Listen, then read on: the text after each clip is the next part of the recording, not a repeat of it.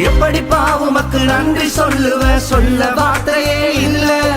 நீங்க போதும் என் வாழ்க்கை முழுவதும், வேறு ஆசையே இல்ல. எப்படிப்பா உமக்கு நன்றி சொல்லுவேன், சொல்ல வார்த்தையே இல்ல. நீங்க போதும் என் வாழ்க்கை முழுவதும், வேறு ஆசையே இல்ல. என் தாய் உருவாகும் முன்னே என் கருவை கண்டீரையா.